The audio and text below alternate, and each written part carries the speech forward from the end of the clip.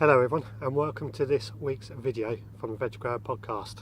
See, barbecue's on as always, and this week I'm cooking up an Eggs Benedict casserole, which is a breakfast muffin, bacon, eggs, bit of seasoning all mixed together.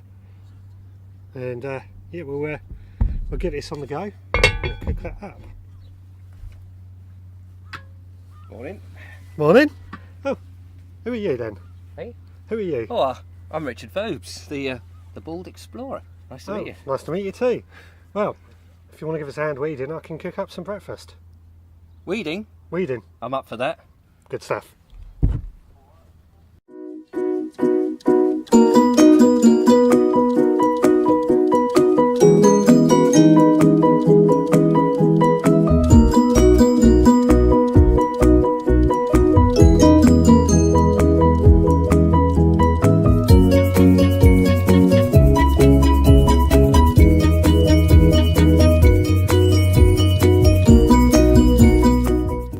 There you go, Richard. It's not the best looking thing, I know, but No, but I can smell it. it smells good, doesn't it? Yeah, oh, it does. Wow. Lovely. Just remind me what's in it.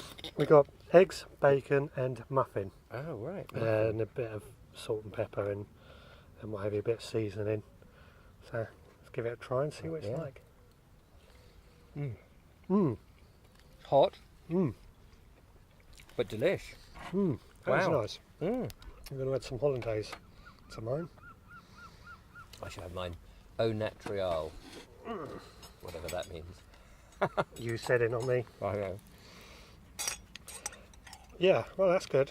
Well, thank you for coming down today and giving us a hand with the weeding. Really appreciate that, Richard. Amazingly, not too many thorns.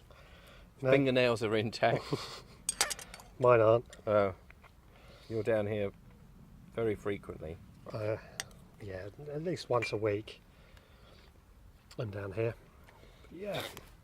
So, for everyone watching, who are you?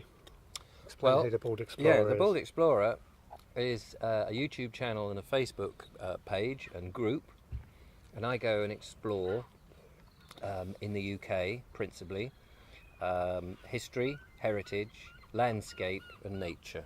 That's really my remit, and it can range from short videos on a daily basis from Monday to Friday, sort of 10-minute videos on average, looking at things like the heritage of old traction engines, which we've been recently doing, and steering, having a go, to exploring windmills, going through woods that are under threat, beautiful walks in the UK's wonderful landscape, and sometimes visiting nature reserves. I'm not a wildlife photographer or anything like that, so capturing animals and things I can't do, but just the trees, plants, which is what I suppose has got me interested in what you do and growing your own plants and the heritage of vegetables and the freshness and bringing out the soil and doing it yourself. Yes, I mean, despite the humour in the intro, this isn't the first time we've met. We've done, well, I've been on your show a few times and videos and what have you. And last week I actually attended a Make Better Videos workshop with yourself. So we're hoping this video is going to be one of the best that I've ever done.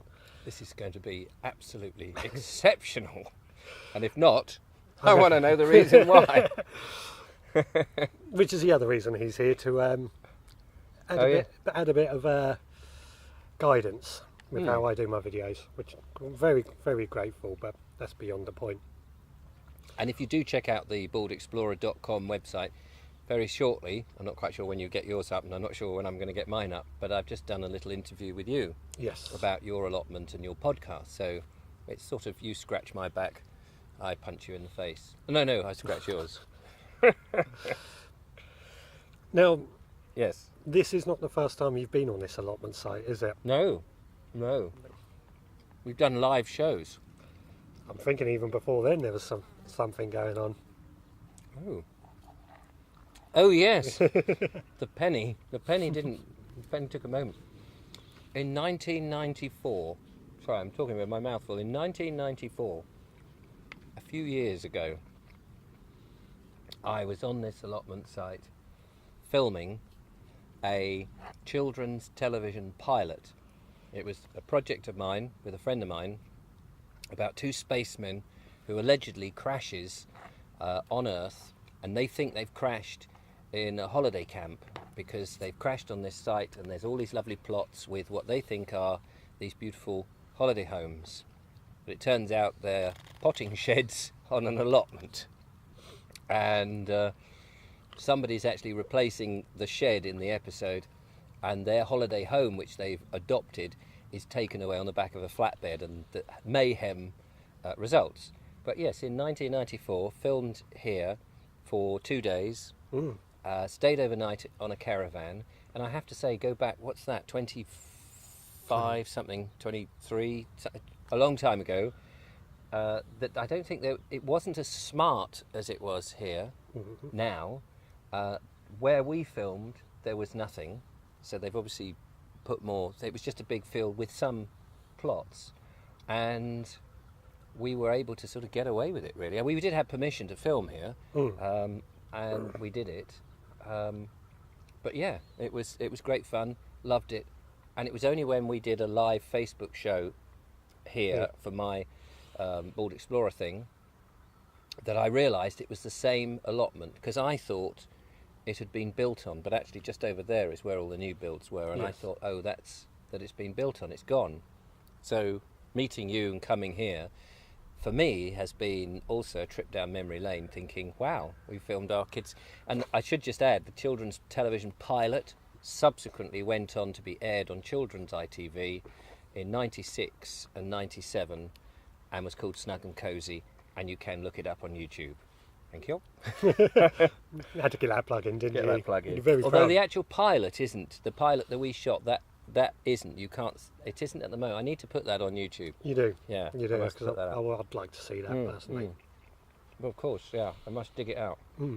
But no, since we've obviously done the live shows here, which again, they're on Richard's YouTube channel, we've had a lot of fun. We have the barbecue going and live streaming to the Bald Explorer group, and it's a lot of fun. But it's got you interested into gardening, and your assistant, Yes. a left-hand woman. My left hand. She's not really left-handed, but yeah, she's fast becoming somebody who I depend on more and more, which is fantastic. The lovely Julia, and yes, I've tried in the past to grow things in my garden. I live in a small 2-up, 2-down terraced house with a yard really at the back. What we Brits, because the Americans call their back garden a yard, whether it's got grass or not. But I always think of a yard as a stoned yard, as opposed to a garden which may have grass or flowers and things. And so I've tried to grow things there. The light isn't good because the back garden is north facing, and the front garden is only really, the space I've got is about 3.5 feet. So it's not, and of course it's on a relatively busy road. So I never thought of growing vegetables, but you came in one day and went, well, you could grow some rhubarb here and rosemary over here, or was it rosemary? Rosemary, Yeah. Sorrel in the back garden. Soil in the back garden, yeah. So you came in with millions of ideas, and I thought, wow, okay, I better tidy it up. Yes, yeah, but it's just great to see actually that you're inspired again to take on gardening And grow some food, which grow would be some good. food. Yeah. And which is why you're down here today, helping me. Well, we've been harvesting some onions and shallots. And they're great, you know, your onions. Because when you see some people, you go around their gardens and say, oh, I'm growing something, and you get these puny little things, and you think, golly, was it really worth it? But actually, when I look at your onions, the amount of onions, and B, the quality of them, they look absolutely delicious, and you think, oh, yes, I'd like to be cooking with those. I have to admit, the onions have done really well this year, as many of the viewers have watched the last couple of... I might have to blag one off him. Have yourself. But many of the viewers have commented on the last few episodes that they're looking really good, so I'm very pleased with them. And you know your onions, don't you? Well, yeah, I know what they are. I know how to cook with them. I know how to eat them. Yeah, and they look great. And your shallots, and your peas, and what was the other thing we were harvesting? We've got some courgettes. Oh, courgettes, that's right. Broad beans. Yeah. raspberries, gooseberries. Do you go in for these things like prize marrows? No, I don't do prize growing. You're doing it to grow to eat. I grow to eat. Yeah. That's all I'm interested in. Yeah. I mean, nothing against the people that do it. For me, I feel it's a bit wasteful in some ways when we live in a world where there are people starving. And again, I don't want to tell people what they should and shouldn't do. If somebody wants to grow prize marrows, go ahead. I don't care. For me, I want to grow food. What do you do if you harvest stuff and you've got too much? Well, I make a lot of chutneys and jams, so that's never been a problem. Oh, okay. And we've also got plenty of freezer space at the moment. We've got 2 freezers, and I've just got my old one back, so actually I've got 3 freezers, and there's only me and my wife, so freezer space is not generally a problem. Right. So we can put it in the freezer. We'll cook a lot of meals. Let's say jams, chutneys, which we're giving away as Christmas presents as well. Oh, excuse me, sorry. Because there's a lot of I'm just thinking of there's a lot of community projects where people grow veg to be able to cook and feed homeless people who are perhaps going to food banks and that sort of stuff, which must be fantastic. Well, my understanding with food banks is they don't want fresh food because it doesn't store for them. Right. They want food that is tinned and what have you, which I think I can't get my head around, because I always think fresh food is going to be a lot better than tinned food. It's certainly going to be healthy, and if you're only eating tinned food or you're relying on food banks, you're not getting anything fresh and nutritious, are you? Yeah, at the end of the day, if people need to eat, they're going to eat whatever they can anyway. Yeah. But to me, I'd sooner. I mean, there's a lot of community projects especially in Bristol, which is somewhere we should go one day, where they've got areas that are community gardens and people can come along, do a bit of watering and harvest any food they need. Oh, wow. I think that's a much better idea you take a park in a school or a recreation field, and they'll have trees down the sides, but they're not very productive. They're architectural. Why not have an apple tree growing instead? Right. Yeah. Yeah. That's my. Well, I'm just point on that, and I know we're digressing from your allotment and what have you, but it would be great if schools had an allotment and the kids could grow stuff and take them home.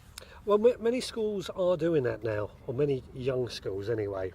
Wheelbarrows seems to be a popular thing, where they'll give a kid a wheelbarrow to grow in, and then they can wheel the wheelbarrow home. Oh, right. Well, that seems to be a very in thing at the moment. Yeah. But they do have many. Infant schools have vegetable plots growing as an educational thing, which is great. Yeah. But again, they're not really feeding the hungry. They're feeding the school kids, which they're hungry. But it's your next generation. If your kids, yes. If you can get kids interested in where your food comes from, and the fact that actually it comes from the ground, and actually you can grow it, and actually it's not that difficult to do, given a little bit of help and a little bit of knowledge. And so that when those kids grow up, they may forget it in their teens and in their 20s when you go through all those other things that you have to go through. But when you actually settle down and you've had a house and you've maybe got a bit of back garden, or you fancy taking on an allotment, you've sown that seed, isn't it, at school? Definitely.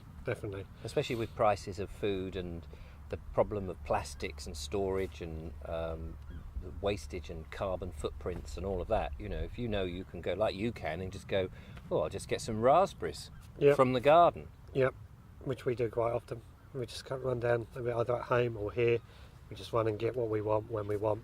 And also I think it's something that a lot of people have completely forgotten, our connection with food, because we go back a couple of 100 years, and then for centuries people grew food that they ate, or they worked on a farm and were fed by the farmer on stuff that was it was all local, and it was all, not all of it could they eat the nice stuff, but they had the knowledge of growing stuff, whereas people today often just think it is whatever comes in a cellophane box with a bit of plastic over it is the answer. Well, it was very common practice to grow food in your own garden. It was almost, if you didn't do it, you were a bit, they couldn't understand it. It was just so common, and this is before World War Two. Probably before the Industrial Revolution, it was so common. The Industrial Revolution was when things first started changing. But they did go back, didn't they? During the Second World War, They did. you know, you had this 5-year period where the government was saying grow your own veg, because basically we're short of veg because the Germans or the Nazis or the enemy, however you want to define them, were bombing the convoys which were bringing all the overseas food, that we had something reliant on 2/3 of our food coming from overseas, which was ridiculous. Yeah. So going back to grow, and it's the weird thing is that happened in World War One, where we weren't growing enough, we were reliant on overseas. Then it happened again in World War Two, where we suddenly realised we had to grow our own. And we're in that situation again where we're relying on the rest of the world to do most of our stuff, and you see these farms closing and dairy farms can't compete anymore, and everything's either big conglomerates are feeding everybody, and you know the answer is it's here, isn't it? Take an allotment out because you're saving money. Yeah. I mean, World War One. Not many people actually know this. Dig for Victory actually started in World War One. Yeah. It was hailed as a success, but it wasn't as successful as it could have been. No. By the time World War Two came round, they'd learned their lessons, and they really. They'd learned. They realised that it worked. But what I was reading about this not so long ago, and it's the fact that they did grow their own in World War One, and farms were forced to, but not on the same scale. No.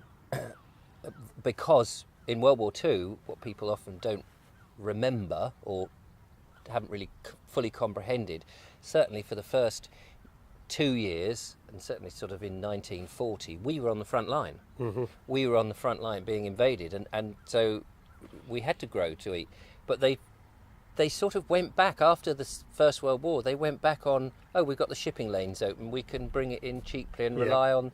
And everybody forgotten all that land in that 25-year or 30-year period, all that land that had been reclaimed and was used for growing again, just went to waste. Yeah. Which is why they all had this hard job in the Second World War to bring it on. But they, you know, and again we've done the same thing. Yeah. It beggars belief. Anyway, so I mean, I've said this before about my grandfather. Beginning of World War Two, he was a student in a school, and he was asked to teach all his fellow pupils how to grow their own food, which is obviously where I get my vegetable growing bug from my grandfather. And I still believe if they had YouTube or podcasts back then, that would have been used, that would have been exploited as a way to encourage more people growing their own food. Yeah. Yes, well, we've gone off on a bit of a tangent. Yeah, sorry about that. That's my fault. You bring a guest in and that's what happens. No, it's good fun. So, we're obviously going to be doing a bit more work on the allotment, but what is your experience so far? Because this is the first time we've been here before, but working the plot. But actually working the plot has been, it's been fun. I, as you mentioned with the lovely Julia, I've helped her by digging the plot out, and it is rewarding. You start to see the result. At first you think, oh crikey, you've got to pull up all these weeds, get down on your hands and knees and actually do stuff, but within a few minutes you start to see, I've cleared this area, and then later you've cleared this area, and you start to see the improvement, and that is the reward in itself. Yes. And the fact that you're going to give me some onions to go away with. No, but it's I think also you get a sense of it is hard work, but it's not hard work that you don't want to do. No. And I think the human being actually enjoys doing things. There's only so much sitting about you can do. Getting your hands dirty, getting into the ground, doing stuff. You know, if you spend too long, you might, do your back in and things like that. So you've got to do it safely. But I think most people actually, you're building up that appetite. Especially if you've grown it your own, you're eating it as well. Yes, yeah. Shame you can't eat the weeds. Well, some weeds are edible. Oh, right. Yeah, but it's another story. Another story. Now, obviously, your garden at home. Yes. We are talking about growing vegetables in there under my guidance, I guess. Yep. I don't call myself an expert, but I do. I like to demonstrate what I do and hopefully it catches on. We've spoken about rhubarb, sorrel and other things. Is there anything you really would like to grow there? Are you open to... Well, I suppose at the moment I'm open to see what the options are. I've noticed that you've got little trees with apples on. It would be great to have a little apple tree. I don't want it to get too big because I've only got a small amount. I don't know how much sun they would need in the back garden. I couldn't do it in the front garden for obvious reasons because it's in the front of the house and it's just a tiny plot of land. But it'd be great to have a small tree of some description that could give me some fruit, even if it wasn't very much. It's just the sense that it does. Well, I've got a little apple tree over in that corner that is a lot smaller than those ones, but is a type that can be grown in a pot, and I'll show you that. Right. Oh, okay. Give you some sort of idea. Yeah, no, and I mean, I'd like a bit of colour as well in the back garden. You know, because it's a pretty boring yard, but if it was just green, it would be nice to have something. And when I've looked around yours, I know some of these are the weeds that we're going to pull up that have got the colour in.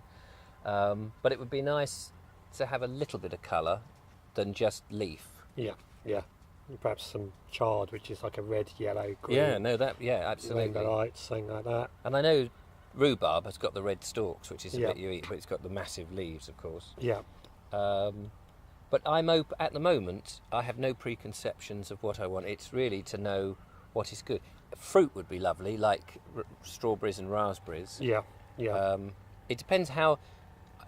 I guess I wouldn't want to grow something which is just a token thing. I mean, apples are fine because you can eat them whole and have an apple, and that's great. But if you could only get 2 raspberries on a bush because of space, it's probably pointless doing it. Yeah, I mean, raspberries can. Again, it's about finding the right variety for your needs, as opposed to trying to make the variety fit your needs. Right. It's all easy stuff. We've just got to do a bit of research. Okay, well, and that's over to you. Anyone watching has any suggestions I can pass on to Richard? Oh yeah, please do. Get in touch. Yeah, absolutely, because there may be somebody there who does exactly that. Yes, yeah. Limited space, north facing. Well, I can think of several people who I've seen have got that, so please get in touch. I think there'll be a lot of pot growing in your garden because it's a lot of concrete, so that'll be what we'll be doing. Okay, I still need to be able to get through the garden. Yeah, but that's not a problem. Cool. Well, thank you very much for coming today, Richard. It's my pleasure. If anybody else wants to join me for breakfast on the allotment, please get in touch as well. Yeah. Just got to do some weeding first. That's it.